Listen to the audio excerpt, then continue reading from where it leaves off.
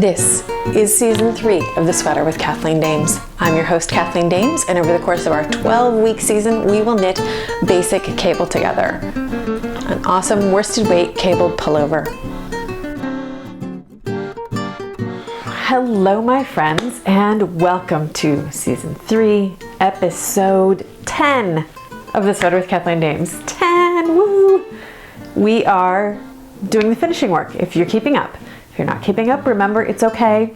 The videos are there here on YouTube. The audio is on iTunes for when you're ready to do this part of your sweater. Okay, so there's no requirement to keep up. But I have finally finished off my sweater. Well, I've almost finished it. I cast off the neck and I need to weave in ends. And before I do that, I need to Kitchener up my underarms. So I hope you are doing well with your yoke if you're still on that part. If you're ready to start finishing, I'm going to tell you a few things. So the first thing we do with the finishing, it's actually the last thing we do in the sort of sweater knitting part, is to bind off. And I recommend, if you are working in garter stitch, to bind off that last round in purl. And the reason I do this, if you have looked at knitted stitches, you know that they are wider than they are tall. And purl rows, because of that discrepancy between the width and the height, stockinette tends to roll, right? And it rolls outwards or it rolls back on the sides. And that's just the nature of that stitch. So let's take advantage of that. And if we purl the bind off, that means that the purl, it's going to roll to the back. And so then, you may like having that bind off ridge facing outwards. So it's knitter's choice. You could knit the bind off stitches, but I like it to roll inwards, and we just see that garter stitch. And so that's why I recommend binding off. And working in the round, of course, it would be whatever round you're on. If you're working back and forth, you generally want to bind off and purl for garter stitch on the right side. So finish up your wrong side row, knit that, turn, and then purl your bind off. And what does it mean to purl your bind off? Well, it just means to work those stitches purlwise instead of knitwise. The first bind off you probably learned was a knitted bind off, and that's where you'd knit 2 stitches and then you'd lift that first knit stitch over the second knit stitch and secure it around there, and you just keep going with knitting. Well, you can do the same thing with purling, so there's no worry about doing something crazy. So that's the purl bind off. Why I wanted to mention that, besides explaining why I tell you to do that in the pattern, is because once you can knit and purl for your bind off, you can bind off ribbing really beautifully. And so I did a 3x3 rib to match the hem and cuffs. So up here at the collar, I did a 3x3 rib, and that basically just meant that I knit every stitch that appeared as a knit column, and then purled every stitch as a purl column, and then just lifted off that stitch over the next one. And just make sure you bring the yarn back and forth where it's supposed to be for the next stitch. And they're really, it makes it a little stretchier because, of course, there's a slight difference in the amount of yarn a knit stitch uses versus a purl stitch. And what I really like about a ribbed bind off, maybe we'll call it that, is that it doesn't curve to one side or the other. You've got the same number of knit and purl stitches as you go around, right? You have an even number of knit and purl. For this, I have 3x3. And so that means you have 3 stitches leaning one way, 3 stitches leaning the other way, and they tend to balance each other out. I have a shawl that I knit called the In the Shallows shawl, and you start at the bottom and it's a shallow triangle, and up at the top it's all garter stitch. Up at the top it's a lot of stitches, and I realized that if I really wanted it to be reversible, the great thing to do would be to do a knit one, purl one bind off. And then it stands up, and so you don't have it leaning to one side or the other. There isn't one side that they look exactly the same. So remember that ribbed bind off. You can do it in any number, any combination, knit one, purl one, 2x2, where I'm doing 3x3 here. It's certainly, again, knitter's choice, but I highly recommend having that in your knitting arsenal. It's a great tool. And the thing to be careful about on necklines, of course, is not to pull too tightly. I've tried other kinds of bind offs and I haven't always been happy with them. I feel like if you can be gentle in binding off your collar, you don't need to worry about anything fussier than doing a ribbed bind off, because I've tried sewn bind offs, and in fact it ended up being harder to get on than a regular bind off, but it had been billed to me as something that would be perfect and visible or whatever, matches the cast on, blah blah blah blah. It didn't work for me. Maybe I needed to practice it a little more, but I've found that if I can bind off gently, not loosely so it's sloppy, but not pulling tight. So if you're a tight knitter, this may be a challenge for you. You may want to try going up a needle size and see if that helps you form slightly larger stitches. But you don't want to go too big, and you don't want to rely just on the needle. You want to sort of work on your tension and be gentle there. There are some other bind offs that I often use for lace that you might want to consider. If you're a really tight knitter, it may just be better to go with something that is more appropriate for a lace bind off. Those tend to be loose, not loose, to be stretchier, because generally we're blocking lace out to be larger than it is in the original knitted form. So for that, you would knit 2 stitches or purl 2 stitches as they present themselves, and then work those stitches together. And what I like to do is you can knit 2 together through the back loops. So you've got those knitted stitches on your right needle, and then you stick your left needle in and work that stitch bind off from there. And that uses slightly more yarn, so be careful if you're running out of yarn. But if you're not, and you're worried about a bind off that's too tight, I recommend that kind of bind off. And you can do knit, you can do purl or knit for that. And so I recommend that as a possible bind off for you. The great thing about binding off at the neck is you can then try it on and quickly know if it's going to be a problem getting it on or off. And then you can just go back. Undoing your bind off is a small thing that can make a big fix. It can make a better fitting sweater for you right up here. You know, you don't want your ears to bleed as you pull the sweater on or try and take it off. You don't want to be trapped once you get that sweater on either. So it is a small price to pay if you discover that the bind off isn't quite the right one for you. Feel free to do it again.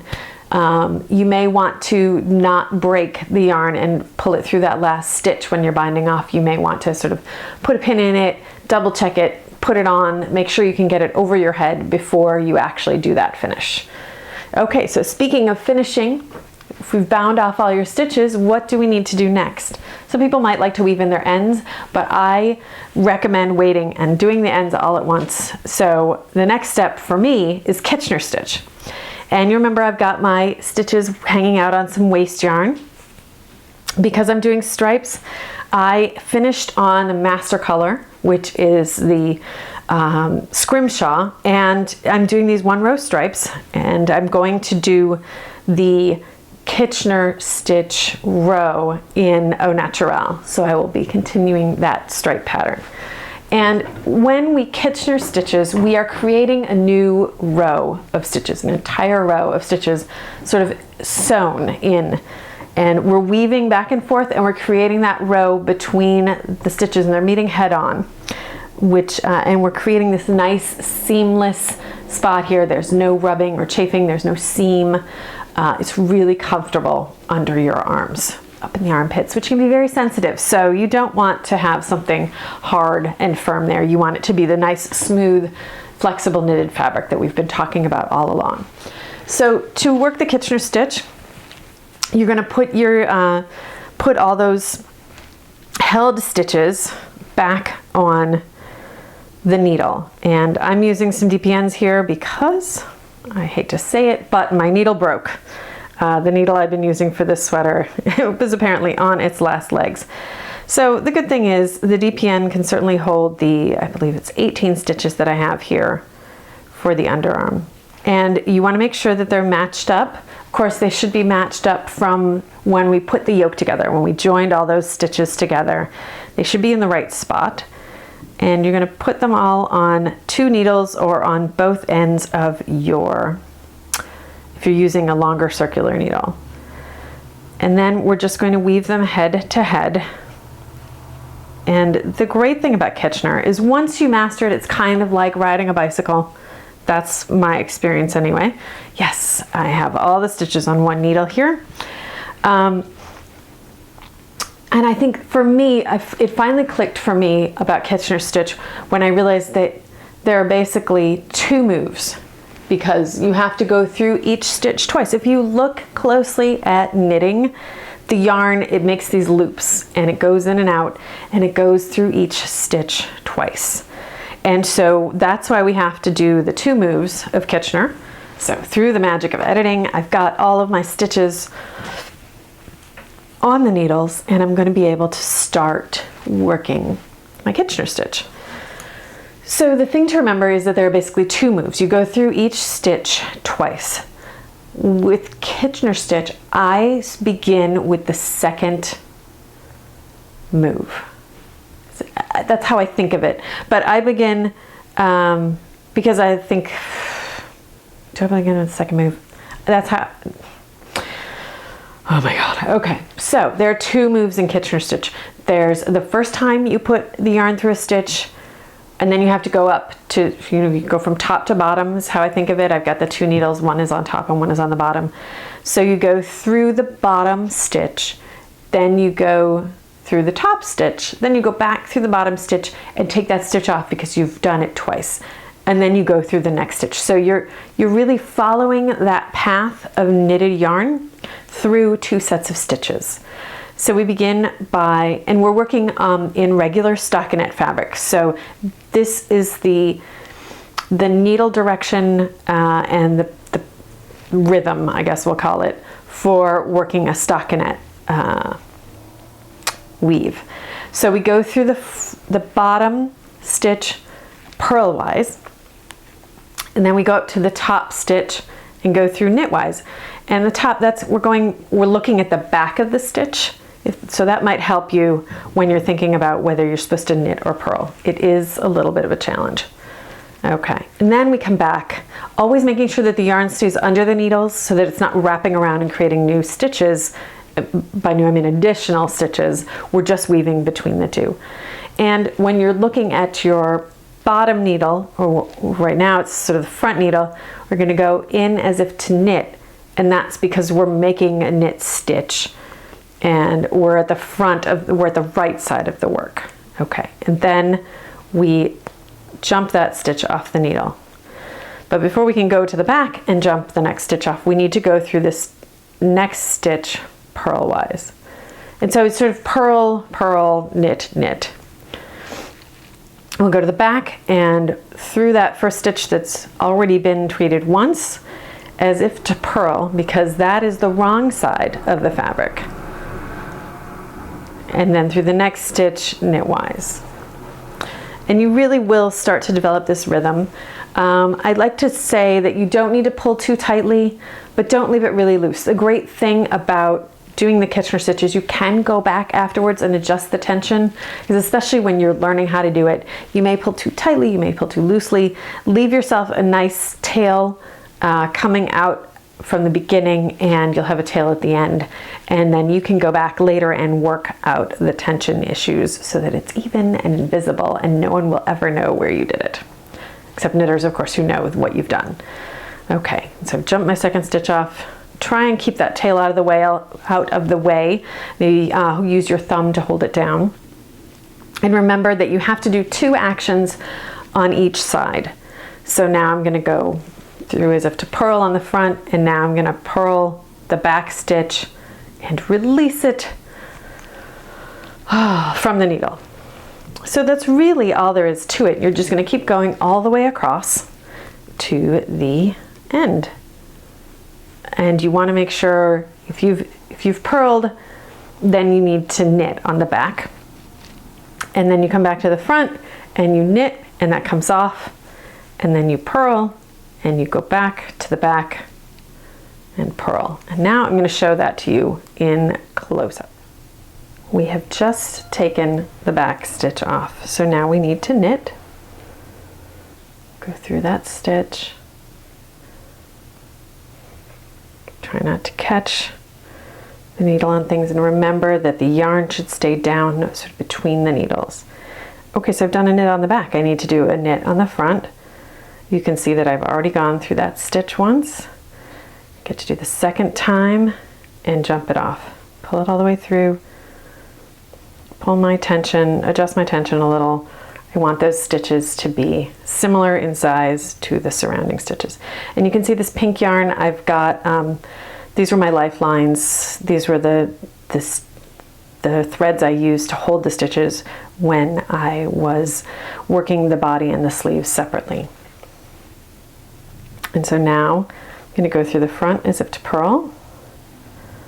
And now I'll go through the back stitch as if to purl also, and then the stitch gets to come off. And through the back stitch as if to knit, that's the first move. And then the front stitch as if to knit, and that will complete that stitch. And we just keep going back and forth, always keeping the yarn down underneath the needles. And of course, when we take these pink threads out, when I'm all finished, and when we block it, it will really look just like any other row. Okay, so I discovered, as Steve Martin would say on 30 Rock, I miscounted the men, Liz. What happened is I missed going through a stitch twice. I think it was this one here. Everything else looks pretty tidy and proper there. The great thing about keeping your waste yarn in your stitches to be Kitchenered is that they are safe and tidy and you don't have to worry about wrestling to get them back on. Okay, so here we go. Getting everything back on the needles for the second half of the Kitchener stitch again. I promise this is why it's good to practice, and it's why it's good not to talk to people while you are doing the Kitchener stitch, even if you have done a lot of Kitchener stitch in your time. But you can see here that my tension got a little loose here. So I sometimes like to work from the end. I'm just going to work my way over because I have plenty of yarn at this end of my Kitchener, and I have enough over here to weave in the end, but I'm going to pull all the slack out to the shorter end just for security. And just gently go through, let's get that tail out of the way, and tighten up the stitch. You don't want it to be too tight, you don't want it to disappear, but you want to try and match it to the size of the stitches around it so that it really becomes seamless, because that's what we're going for. Okay, and you can see how much slack I've already pulled out. I'm always kind of amazed at how much yarn each stitch takes. It's pretty cool. Okay, so you can see that's better, and you can see that that is the row, the new row we've created in the Au Naturel yarn there between the pink. And I'm just going to keep moving this slack out to the other end. And then you'll just want to take your ends to the wrong side of the work and weave them in. I usually do for at least an inch worth of stitches, and then I tend to double back the other way, unless I'm doing that sort of Swiss darning method of weaving in ends that I showed you for the pearly pullover.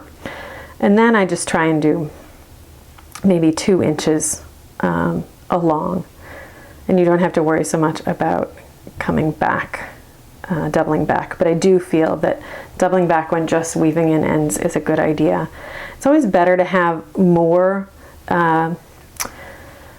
end to weave in case you ever have a problem down the line. That's a little, there we go. This is right where, this is the center of the sleeve, and so I've got the tails from that on the other side, and it's sort of making things a little more complicated. It isn't, you know, it's the end of a round. It's really the end of a row in the middle, and so some stitches are a row higher. But it's all tidy. So I'm moving this slack along to the other end of my Kitchener. If you are listening to this and not watching it, I'm sorry if it sounds a little boring. It's pretty straightforward to do. You can use a knitting needle, or I'm using the tapestry needle here. And I just keep sort of pulling the loop of waste, loose loop of slack yarn out of the way so I can see what I'm doing. And now I'm getting really close over here. And look at how nice and tidy those stitches are, and how very similar to the size of the surrounding stitches we've got. Okay. Just be careful on this last one as you get close to the end that you don't accidentally pull the tail out when you're trying to tighten things up. Okay. And then I like to do the same thing here at the beginning that we did at the end, and sort of secure the woven Kitchener stitch row into the existing knitting, and that tends to close up the little hole there. Okay, so we want to go, let's see if I can make this, there we go.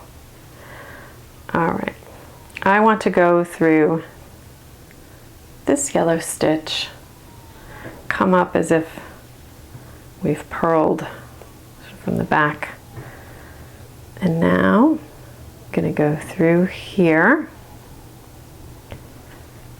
no, sorry, as if to knit, and then up through the stitch next to it, and see we're making that loop, we're making that new loop. Get that pink yarn out of the way, and now we'll just be able to go down between the stitches, bring things to the wrong side, and weave in the ends. And I will show you how I do that right now. What I like to do is sort of skim through the back of purl bumps. And as I said, I usually like to do about an inch worth of stitches. And so I'm going to do 1, 2, 3, 4, 5, 6. And this is my fast way of weaving in ends. As I said, on the Purly pullover, we wove in the ends sort of invisibly using a Swiss darning method.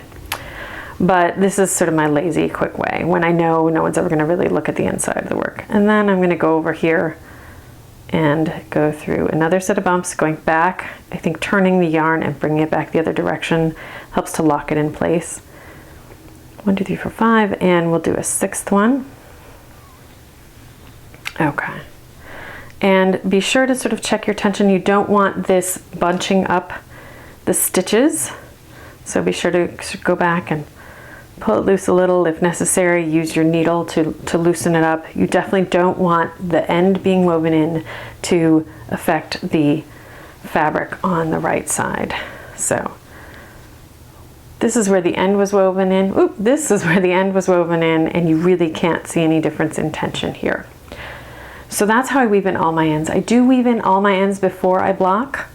So that way when I block, they really sort of get locked into place. Okay, so I hope that made sense. I hope Kitchenering is making sense.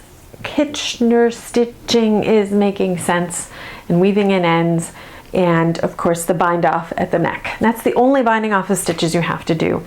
If these videos didn't help, you may want to check out the same episode 10 from season 1 or 2, which had different close-ups, but show again Kitchener stitch and weaving in ends, which are the big things for what we're working on.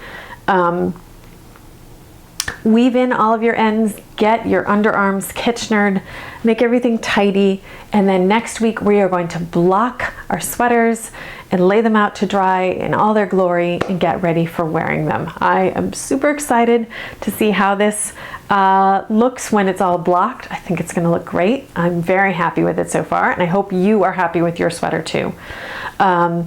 And so if you have any questions, of course, you can always ask. Ravelry forums, comment section here on YouTube on one of the blog posts that contains the audio and the video version of this. So that's over at KathleenDames.com. And if you have any questions, let me know. I'll be happy to answer them. And then we'll get to blocking next week, and that much closer to finishing our sweater. So I hope you're having a great day. I hope things are going well for your sweater, and happy knitting. Until next time. Mwah. Bye.